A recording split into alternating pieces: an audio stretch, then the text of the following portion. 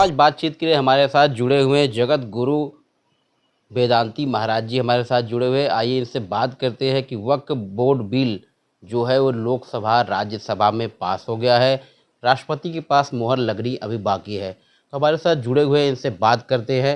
मैं सबसे पहले तो राज्यसभा और लोकसभा के अंदर में बैठने वाले समस्त अधिकृत लोगों के लिए बहुत बहुत साधुवाद और धन्यवाद दूंगा।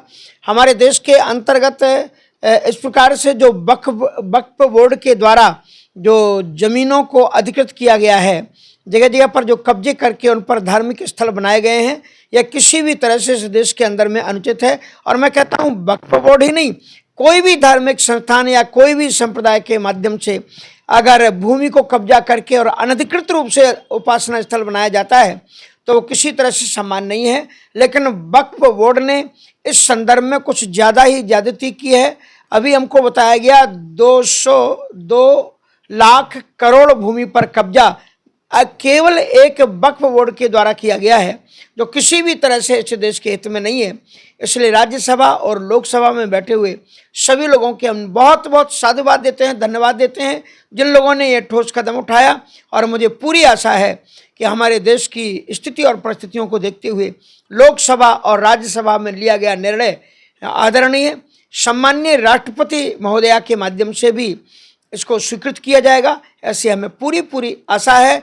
और हम अत्यंत प्रसन्नता का अनुभव करते हैं ये ठोस कदम निर्णय लेने के लिए।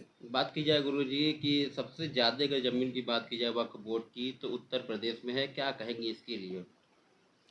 जिस उत्तर प्रदेश में भगवान राम, भगवान कृष्ण और भगवान शिव के उपासना स्थल हैं, उस भूमि पर बहुत कुछ होना चाहिए। लेकिन इस प्रकार से वक्फ बोर्ड के द्वारा जो सबसे ज़्यादा भूमि को अधिग्रहित किया गया है, इस पर कड़े से कड़े ठोस से ठोस कदम उठा करके उन्हें ज़मीनों को वापस लिया जाना चाहिए।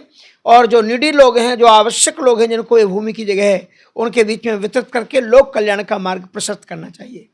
बात अगर की जाए तो और कहीं भी लागू नहीं है वक्फ बोर्ड, तो क्या इन भारत में ऐसा क्यों लागू किया गया? क्योंकि और जो देशों की जो कानून हैं और जो उनकी मान्यताएं वो बड़ी कठोर हैं और नियमबद्ध हैं, वहाँ पर ऐसा कदम लोग उठा ही नहीं सकते। जैसे मैं अमेरिका जाता हूँ और कंट्री जाता हूँ, किसी भी उपासक को ये अधिकार नहीं है कि किसी भूमि पर वो अधिकृत कर ले। लेकिन हमारे देश में ही ये अनदेखी आज तक होती आई और आज उसके लिए कड़ा कदम उठाया गया है। तो मैं समझता हूँ बहुत महत्वपूर्ण कदम है और प्रशंसनीय कदम है, और इसकी जितनी भी अधिक हो सके इसकी सराहना की जानी चाहिए। वाराणसी से अमित शर्मा के साथ रणभेरी न्यूज।